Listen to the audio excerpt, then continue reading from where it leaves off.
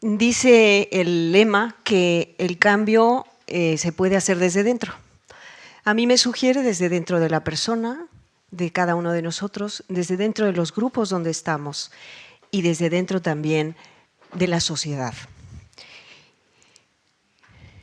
En los últimos años he aprendido muchas cosas sobre la conversación humana, que es como el foco de lo que últimamente he profundizado. Y empezaría diciendo que cada persona se construye, se desarrolla, se planifica en la relación con otros. Creo que todos tenemos más o menos esta experiencia, a veces más grata, a veces más ingrata, de el encuentro con otros. Cuando somos pequeños y somos acogidos por otro ser humano, porque no hay más remedio, si no, no estaríamos aquí, nos hubiéramos muerto, en esa relación se construye un significado de lo que soy, una manera de entenderme y una manera de entender el mundo. Los significados empiezan a generarse a través del lenguaje, no solamente el lenguaje, nuestra madre nos habla o la persona que nos cuida nos habla, pero también el lenguaje corporal. Entonces, el mundo digital, lo que conocemos, o sea, los que habéis nacido prácticamente ya con este ambiente no sabéis lo que era antes. El mundo digital es una extensión de este universo de significados y de relación. Y seguimos construyéndonos con esa conversación. Seguimos avanzando, sabiendo quiénes somos, cómo somos en esa relación que se da a través de los medios digitales, a veces. La tecnología digital a veces es puente y a veces es obstáculo, como todo lo humano. No hay nada que nos garantice la plenitud humana ni nada que nos garantice el no sufrir o no bloquearnos. Os dijeron que estuve en relación y, digamos, impulsando una red en América Latina, la RIAL. Es una red que nació mucho antes de Internet, que quería poner en contacto las comunidades más aisladas, las más desprovistas, cuando empezaba a pensarse que las computadoras o los ordenadores podían ser medios de comunicación. Los que lo hicieron, yo no estaba en ese origen visionario, me incorporé en el 95, pero se dieron cuenta de que los ordenadores iban a ser el medio de comunicación a distancia que iba a solucionar un montón de problemas de tipo estructural que había en ese tiempo. Entonces, eran comunidades sin recursos, comunidades en varios países de América Latina, y lo curioso es que inventaron de todo, con una creatividad y un impulso y una generosidad impresionante. Por ejemplo, en zonas de selva se inventaron allí los primeros puentes radio, que eran módems, para transformar las ondas de radioaficionados en lenguaje digital para que las computadoras pudieran dialogar. Y entonces, por primera vez, empezaron a tener una fluida comunicación, podían transmitirse documentos, lentísimo, obviamente, pero se había roto la incomunicación entre comunidades que estaban muy alejadas. Había una sed gigante de contacto y de comunicación, no solamente porque es humano, sino porque tenían muchos problemas comunes que tenían que resolver. Y entonces, cuando hay ese foco común, la conversación se transforma en algo mucho más certero y útil. No digo que las conversaciones que se tienen sin un objetivo común no sean también maravillosas, pero hay momentos en que urge hablar y entendernos. Estudié en mi doctorado cómo se intercambiaban los contenidos en sus redes, cómo se resolvían problemas, qué contenidos tenían y cómo se configuraban las relaciones entre las personas a base de la frecuencia y la calidad de la conversación. Luego llega Internet, las redes sociales y llega la hiperconexión. ¿Qué pasa aquí? ¿Nos comunicamos más que nunca? Pues sí, realmente sí. La comunicación está casi resuelta, es el primer paso. Compartimos una abundantísima información. Pero no pensamos juntos todavía, o muy poco, o bastante menos de lo que podríamos y necesitaríamos. porque nos toca afrontar desafíos. Tenemos todavía que alinearnos para tener acciones comunes. Y tenemos que tomar decisiones. No digo por unanimidad, pero por lo menos sintonizar un poquito más de lo que estamos. Estamos hiperconectados en una era de inteligencia o estupidez colectiva. Pierre Levy, que fue el gran iniciador, el que condensó el concepto de inteligencia colectiva en el año de 1994, soñó una sociedad en la que todos los individuos pudieran aportar algo al conjunto. Era una sociedad, bueno, si leéis el libro Inteligencia Colectiva es muy interesante. Él se mueve en un paradigma cartesiano, en el sentido de la primacía de la razón. Yo creo que hay otros elementos importantes, pero ciertamente el hombre fue muy, en fin, avanzado. Entonces, en este momento, ¿qué estamos haciendo nosotros, el equipo en el que yo estoy, con ayuda de un montón de expertos y de fundaciones que tienen conocimiento y que impulsan un avance en este sentido? Estamos estudiando cómo se desarrollan las conversaciones en el entorno digital, cómo mejorar su calidad y cómo quitar obstáculos para su desarrollo. En la mayoría, digo la mayoría, de los casos, los argumentos cuando estamos hablando de cosas que tenemos que resolver se entierran porque se sigue un hilo secuencial de tiempo. En el mundo digital todavía los WhatsApps, el Facebook, claro, puedes hacer búsquedas, Twitter menos, con los hashtags se recuperan algunas y puedes hacer etiquetas, lo decía esta mañana Antonella. Evidentemente hay maneras de recuperar la información, pero normalmente se va enterrando y cuando hay un hilo de conversación se pierde. Y se dan otro tipo además de, digamos, obstáculos, como por ejemplo pues, los hilos paralelos, que os habrá sucedido, sucede en el mundo presencial, que la gente saca hilos de conversación paralelos y la cosa se dispersa. El último en llegar es el que tiene como más predominancia. El que no tiene nada que hacer y pone muchas cosas también se lleva el gato al agua, en fin. Entonces, ¿qué pasa? Hay todavía una serie de problemas que tenemos en el mundo digital para pensar juntos y pensar sintónicamente y avanzar. Pero es que es urgente entendernos. Y no voy a hablar del panorama político no solo aquí, sino en prácticamente todos los países, donde realmente son monólogos intercalados. Es que tenemos que entendernos. Es urgente para el planeta, para nosotros, para las personas que ya existimos. Hay muchos problemas que no pueden esperar. El cambio climático es uno. O sea, ya nadie duda de que es una cuestión que pertenece a esta generación. La aceleración tecnológica que nos mete a todos en una serie de problemas incluso éticos. La cuestión genómica, las células madre, las diferencias que se van a hacer entre quien tiene acceso y quien no tiene acceso a este tipo de privilegios. La crisis de los refugiados, que a mí realmente es que no me deja dormir, es que realmente no sé cómo podríamos organizarnos de otro modo para que no esté la gente a nuestras puertas tocando del modo que está. Y las empresas, ya nos lo decían esta mañana, o sea, es que el 70% de los empleos que en este momento ocupa pues, la mayoría de la gente van a desaparecer.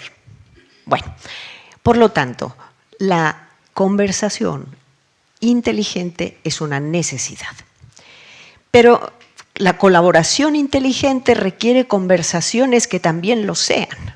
No podemos colaborar simplemente por intuición, no lo hacemos.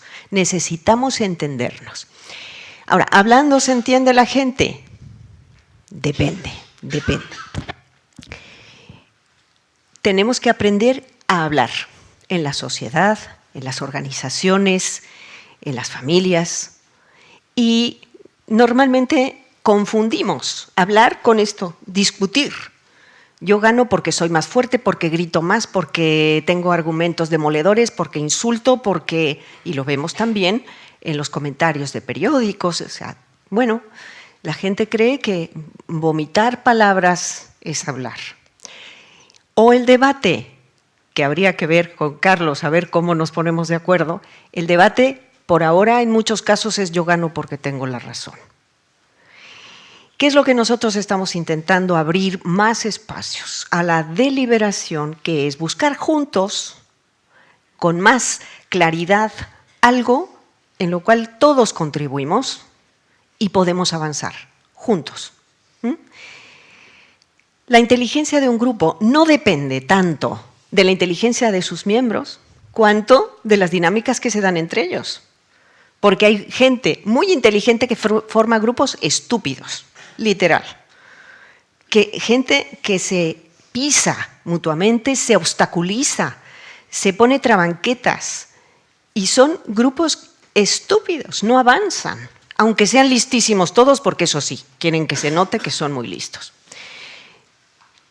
Silencio, se piensa. Qué poco tiempo tenemos de silencio, qué poco pensamos. Estamos todo el día con música, con inputs, viendo el móvil, que no digo que esté mal, pero es que el cerebro se acostumbra a que desde fuera le den estímulos. Fíjense que esto es muy importante. Desde niños, si estamos acostumbrados a que todo nos viene desde fuera, cuando no lo tenemos síndrome de abstinencia. Necesito algo, música, por favor, porque no sé ponerme yo a que mi propio cerebro elabore mis propios estímulos. Elaborar mi experiencia, recordar, enlazar lo que me ha pasado, comprender de dónde vengo, qué fue lo que sucedió para que me peleara, por qué se separó de mí, me abandonó X persona. Bueno, ¿hice yo algo? Por lo menos tengo que pensarlo. Pensar es la base de una sociedad que sea un poquito más coherente. No digo solo pensar, ojo, ¿eh? El silencio hace mucho más en nosotros que el simple pensar, pero nos permite también pensar y es la base de una conversación. Y silencio se escucha. No sé si os habéis dado cuenta, pero en la mayoría de las conversaciones, cuando alguien está empezando a hablar, viene uno y es que lo arrasa y no supo nunca qué iba a decir. Y llega otro y arrasa a ese y otro. Bueno, ¿eso no es una conversación? No llegamos a ningún lado. Oye, estuvimos hablando hasta las 3 de la mañana. Bueno, ¿y qué? Nada. Claro, o sea, si no se escucha uno y no hay un diálogo, o triálogo, o tetrálogo, pues entonces no hay conversación. ¿Qué es lo que nosotros estamos viendo? Eso en el mundo presencial, pero también en el mundo digital. Todos tienen algo que aportar. Toda persona, por el hecho de existir prácticamente. Luego lo sabrá decir o no lo sabrá decir. Todos tenemos algo que aprender. No hay nadie que pueda decir, yo ya lo sé todo. Ridículo. Hay que recabar, filtrar, decantar el saber de cada uno y la suma de todos en las redes es muchísimo más que cada uno suelto por sí mismo, solito. No hay nadie de quien no puedas aprender algo. Dentro de la sociedad, en las organizaciones, en los bancos, en los tribunales, en las universidades, en todos lados, nuestras jerarquías son tan tontas, que nos hacen ignorar los tesoros de conocimiento que hay en cada persona. Del mismo grado, pues a lo mejor no, pero un señor de la calle que vive desde hace un año en un cajero sabe perfectamente cómo sobrevivir, sabe cómo cubrirse del frío, sabe cómo obtener comida. Tiene unos saberes muy importantes, que a lo mejor pues el gran jefe de de una empresa, pues no. Todo el mundo tiene algo que puede aportar y tesoros de saber que no se han explotado. Todos somos centro de una red. Imaginaros a vosotros mismos como en relación con todas las personas con las que tenéis contacto. Tenéis diferentes redes, pero en el fondo cada uno se siente centro de esa red. Como cuando estás en medio del océano y no hay nada alrededor, te parece que estás en el centro de un círculo. Todos somos centro. Y por eso cada uno ve algo que los demás no ven. Estos muñequitos que están aquí, cada uno ve algo que los demás no ven. Cada uno tiene también puntos ciegos. Yo tengo espalda y no me veo. Si alguien me pega un chicle, pues tendrá que venir un tercero y decirme, oye, tienes un chicle allí. Fijaros que somos tan prepotentes que creemos que podemos comprender una situación sin oír a los demás. Pero nadie puede comprender la situación general sin escuchar a los otros. No se hace una idea. Y se complementan mutuamente. Debemos conocer y gestionar los sesgos que tenemos en la conversación. Empiezo por arriba, que es como un iceberg. Arriba están las ideas expresadas en palabras. Bla, bla, bla, bla. Y estamos dispuestos a ir a las manos y pegarnos porque eso es lo que es. Bueno, debajo están las emociones y sentimientos que expresamos en gestos, que no todo el mundo percibe, pero en eso las mujeres somos particularmente sensibles. Y más profundamente están los sesgos un poquito menos conscientes, pero creo que podemos traerlos a la conciencia, que son pues creencias, convicciones, ideología, preferencias, intereses. Y más abajo, y ahí sí es muy difícil entrar, está la arquitectura de nuestro pensamiento, el lenguaje original en el que pensamos, la cultura básica en la que crecimos, los valores que estructuran de hecho nuestro pensar. Bueno, y todo eso es limitado, todo eso es parcial por naturaleza. Entonces, ¿qué es la inteligencia colaborativa? Según lo que nosotros estamos intuyendo y descubriendo, hemos dicho que es una deliberación ordenada. Acordaros de la deliberación.